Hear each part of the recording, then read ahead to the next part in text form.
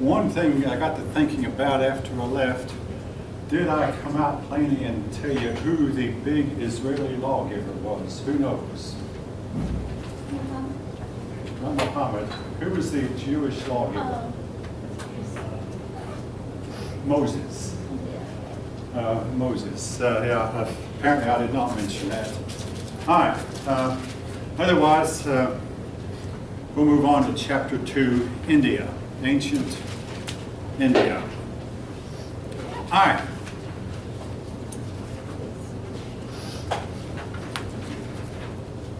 Now, when I was a kid, this seemed to be a little bit fantastic, but nevertheless, for many, many years, people thought so.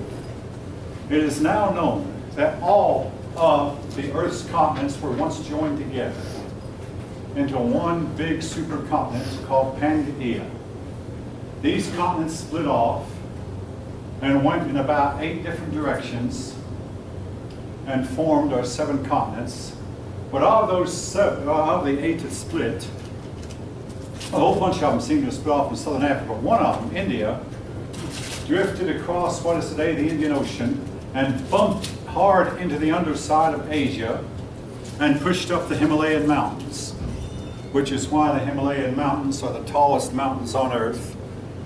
And so India then became somewhat isolated from the rest of humanity. I would say somewhat. Basically, India is a peninsula surrounded on 3 sides by water, and at the top here is the Himalayan mountains.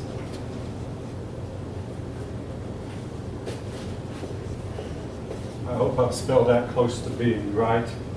Anyway, and they helped keep India isolated from the rest of humanity, or I say somewhat isolated. Again, this is now taught as being fact. So again, geography and history go hand in hand. Even when I was 9 years old, I studied geography in elementary school and think, hey, this is a lot like history. And a lot of what they said in geography class, in the geography lesson, would be repeated in the history lesson or vice versa.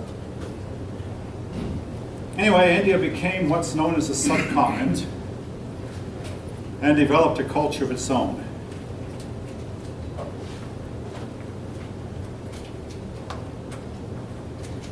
The earliest civilization we know about is the Harappan civilization, and it was located in what is today Pakistan in northwest India, located along the Indus River.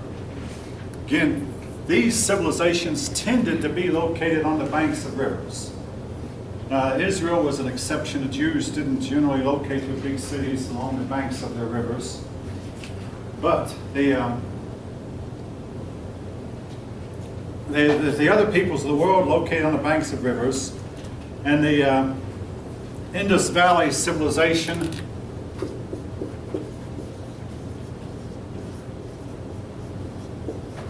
was no exception.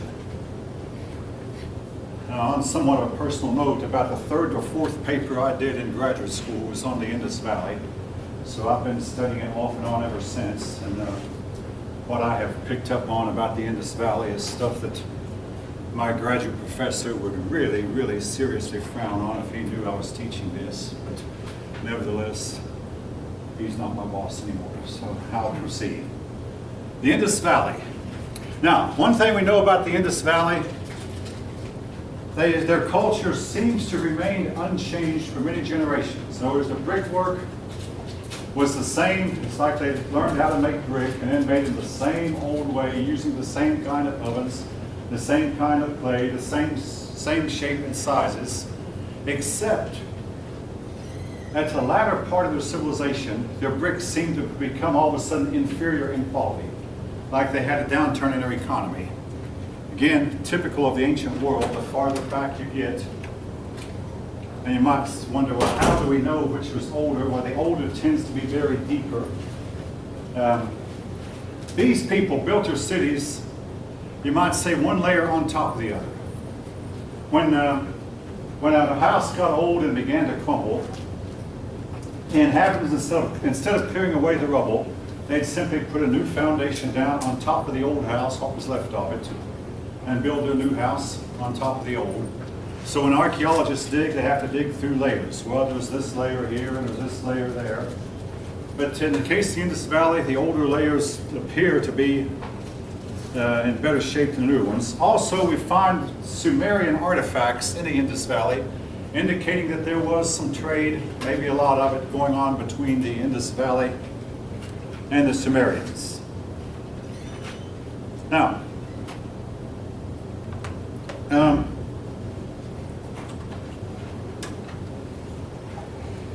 their houses seem to have been difficult to enter. In other words, it was like they had a lot of fear of thieves. There was no front door. Instead, you had to enter through the back, and we believe that the purpose of this was to discourage people from entering. And the houses tended to have an inner courtyard, what we might today call a patio, with a house surrounding the patio. And to get into it, there was no entrance way on the front side. You had to go around the back and enter from the back side. Again, indicating that they may have had a lot of problems with break-ins or thievery, and this was what they were trying to prevent. Now, the most fascinating city in the Harappan civilization is a city we know of as Mohenjo-Daro. Now that can't have been the name that they used for it, that's just the name that we use. And it's called the City of the Dead. Mohenjo-Daro has not been inhabited for some 3,000 years. But when we finally went in to take a look at it, we found the city lying there somewhat undisturbed. I mean, even after 3,000 years. We found the bodies still lying unburied where they had died. And very often you find a body of a female trying to protect a smaller skeleton, a female skeleton trying to protect a smaller skeleton, indicating it was some mother trying to protect her children, which tells us that the destruction of Mohenjo-Daro occurred quite suddenly, quite unexpectedly. The people there had no time to flee. It was as though, well, all right. This class didn't. The other class suggested that some of what we call nuclear warfare might have been due to a volcano. Now, folks, I want to tell you, the city of Mohenjo-Daro could hardly have been destroyed by a volcanic eruption. If it had been, it would be ashes. Generally, people have time to flee. I'll be right with you in a moment. So I do want to hear what you have to say. I'll be right with you. But no one fled in Pompeii. I mean, well, maybe some. In Pompeii, they have ash, volcanic ash. Mohenjo-Daro, there's none. So in Pompeii, there's some faces that are so well preserved, you can see the expression on the face. Some of the people who knew they were dying had a look of calm serenity. They accepted. Others have a look of pure horror. But the ash preserved. In the case of Mohenjo-Daro, there's no ash. Okay, now I'll take what you. Well, it could come to some things, but there are also castles in Scotland, if I remember correctly. What? There's some castles in Scotland that show that the stone outside of the walls is vitrified. There are glass doors with like something really high and really sudden hit. If that's not, I'm glad you said it. Yeah, glass domes is something really hot, but also there's a high level of radioactivity in Mohenjo-Daro.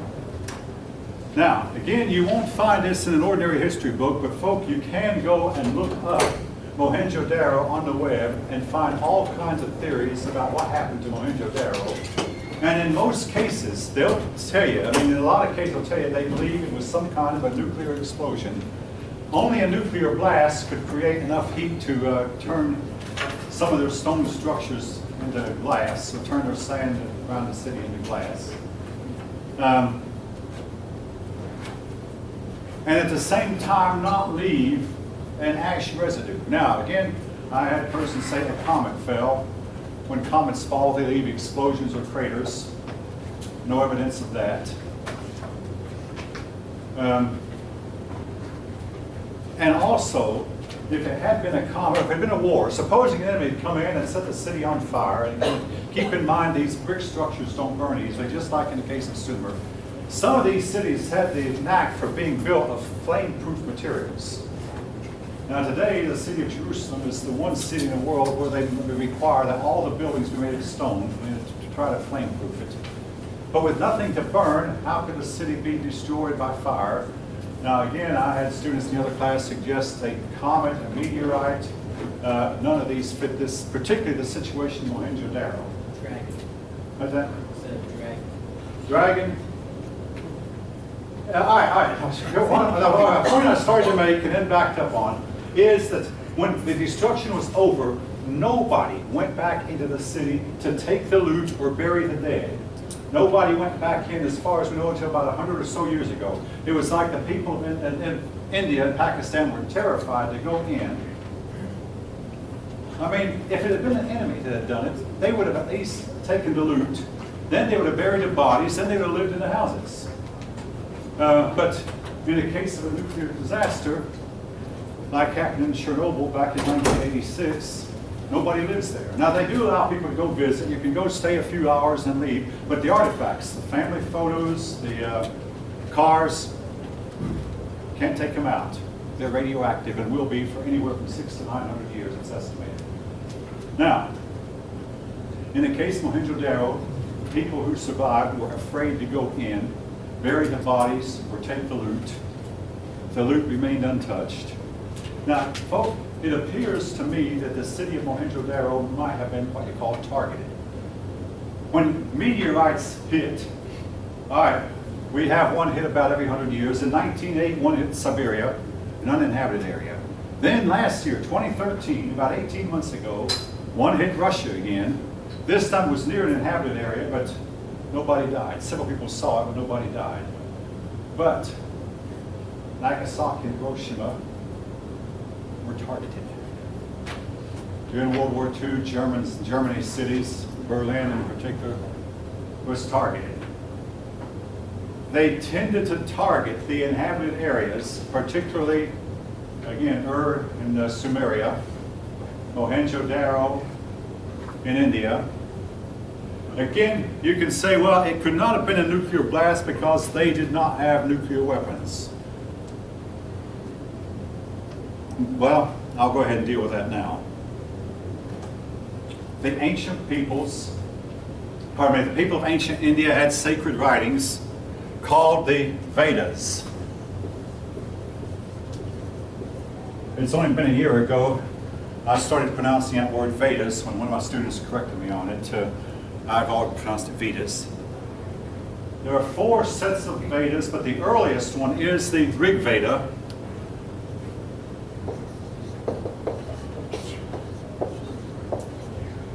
And folk, the Rig Veda is written in Sanskrit.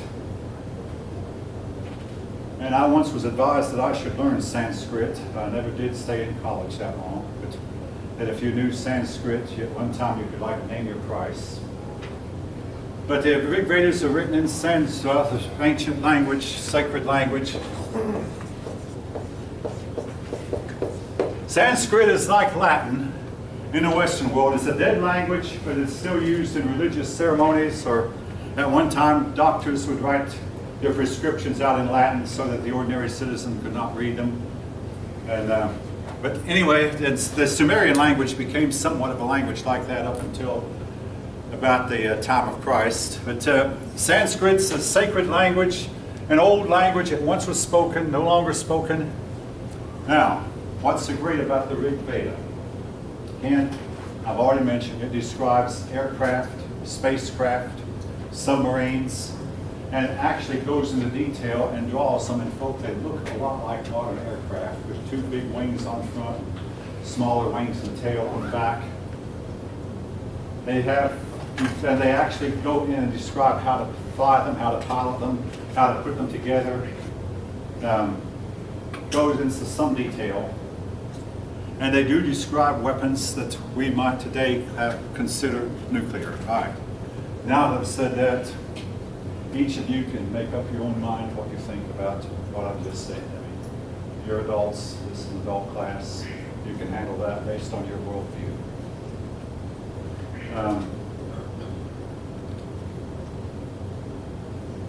Now, folk, again, that's not the other class prejudice. The other class, somebody said, oh, 1,000 years from now, somebody might read a Superman book and claim that we believed that we had a man here who wore blue tights and could fly. But what if we found a city called Metropolis, standing next to a little city called Smallville? I mean, that's not going to happen. Metropolis does not exist. The Smallville described in books do not exist. But in the case of some of these ancient myths and legends, we find hard evidence that what they described actually happened. Just like with the Greeks, the Iliad and Odyssey, we finally found the city of Troy. And like in the case of the Vedas, we have a city that looks like it was destroyed in a nuclear war. We're finding not just fanciful stories that they wrote down. I mean, they wrote these stories down, folk, intending them to be true history. And something else, when Alexander the Great went to India, nobody had defeated him. In fact, he never was defeated, but nobody had ever wounded him either until the Indians hit him with what your books will call an arrow. Some people believe it was a missile, so it's a guided missile. That hurt him. He was actually hurt pretty badly. Before that time, and Alexander the Great, unlike other generals, he went into battle. Here's the enemy in front of him. His own army was behind him. And the other generals, they would stay aloof from the battle and watch him from a high place where they could see what's going on down below. He went into the front of the battle ahead of his troops, and he was the first person to engage the enemy. And except for what happened to him in India, he never was wounded.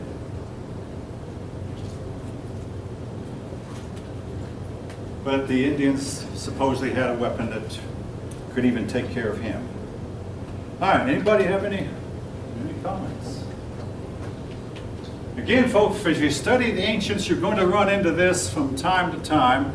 The most telling, the strongest written evidence is found in the Vedas. In the Western world, unfortunately, a whole lot of information was lost. The great library of Alexandria was burned in a fire. There were kings who would come along and decide, hey, this ancient knowledge is harmful, and they would destroy all the books, ancient books they could get their hands on, and they've only left hints. In the case of India, their writings were considered sacred.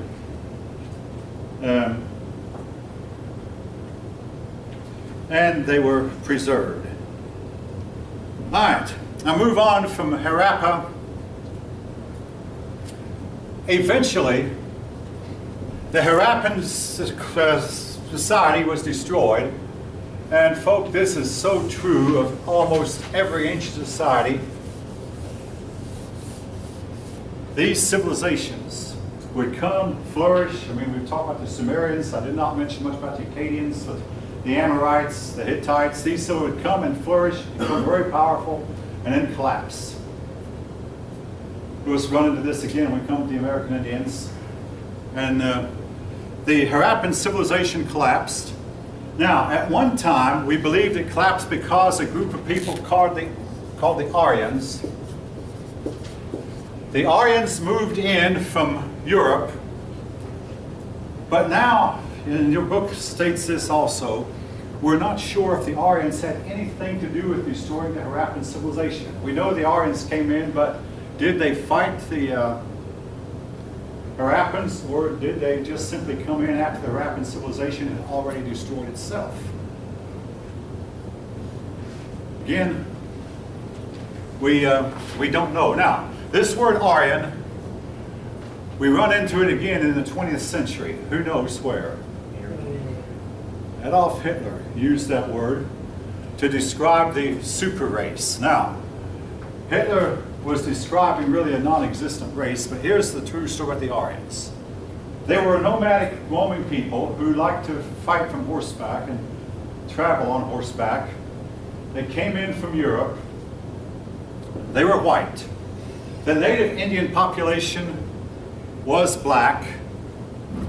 And again, the white Aryans took over what was left of Indian society, and they became the upper classes of Indian society, set themselves up as the nobility, the rulers, and left the natives to become the lower caste, the lower classes below. Now, over time, the Aryans became black. Like I say, they started out white, and they looked on white as being better. Again, their view, not mine, but they looked on white as being better. And to some extent, this persists in India to this day. In the land of India, the lighter you are, the better you are often perceived. The darker you are, the more you're tended to be looked down on. Again, racism is nothing new, but over time, the Aryans gradually became black.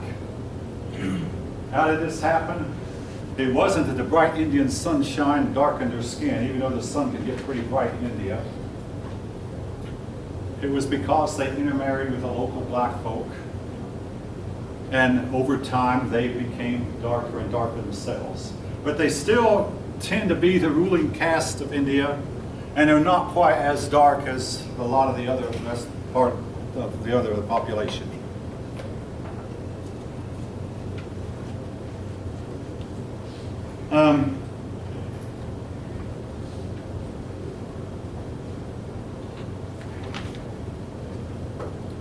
Anyway, the Aryans came into India, and they set up their own culture. And it's believed that they changed Indian society to where Indian society had been tribal, but they set up the office of king. Their kings were called Raja. That looks in English like it should be pronounced. Actually, your book pronounces it Raja. I've heard it pronounced Raja, but your book pronounces it Raja.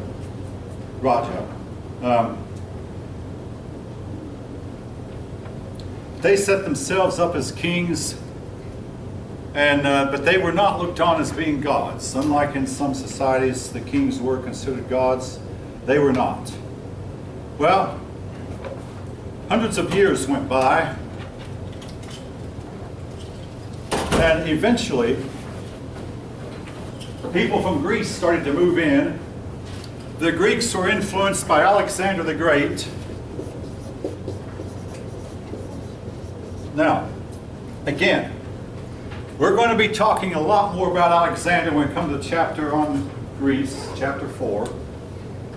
But Alexander came in, and he was, his goal was to try to conquer the world. And in the process of heading eastward and farther eastward, he came to India. And he defeated an Indian army. However, his troops somewhere in India, again, the standard history is that the troops just got weary and tired and refused to march any farther. There is an alternate view that the troops got spooked at what they saw in India. First of all, they saw their leader, Alexander, badly wounded, something that had never happened before. Also, they may have been spooked by the Indian weapons that they saw on the battlefield and realized, hey, if we stay here, we're going to be annihilated. Essentially, they told Alexander, from the generals down to the privates, they all unanimously got together and told Alexander, we're not going to go any farther into this territory. We're through. And it forced Alexander to quit his conquest and start his march back toward Macedonia. Alexander never got to Macedonia. He got as far as Babylon, stopped to rest in Babylon, and died in Babylon of somewhat mysterious circumstances. But anyway, he was there. And one of his followers was an Indian man named Chandragupta Maurya. I'm just going to put that last name down.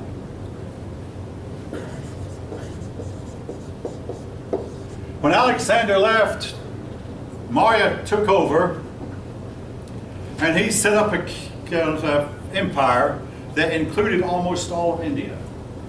Now, that's going to be, you're going to realize later how significant this was, because India has had a tendency to disunite itself or be fragmented, and today it actually consists of 4 countries: India, Pakistan, Bangladesh, Nepal, and maybe you consider the island of Ceylon to be a part of it. 4 or 5 countries. India has never been able to unite itself, but under Maurya, the country, the peninsula, was able to unite itself politically. All right. We'll move away from the politics. We'll get back to that in a bit. We'll talk about what else was going on in India, particularly the one feature of their culture that makes them somewhat unique, and that is their caste system. Now, what's unique about it is that they make it put into their religion what every one of us actually do in our minds all the time. They divided people into classes, social classes called caste, and they felt like, well, if we're a member of this caste, we're better than the members of the other caste that's below us, but not quite as good as members of the upper caste that's above us. Now, there were a few cases where people did transfer from one caste to another. Again, I had a pupil argue with me that it was more common than widespread, and our book will admit, I don't know how widespread it is, but there were a few. Now, at the top, of course, was the priestly caste. These were looked on as being the top of society. Then came the kings and nobles, so the ruling caste. Then there was the warrior caste, and then the merchant caste. Then finally, at the very bottom, was a caste of people called the pariahs, known otherwise as the outcasts or the untouchables. They were the ones who did the absolute dirty work, and they were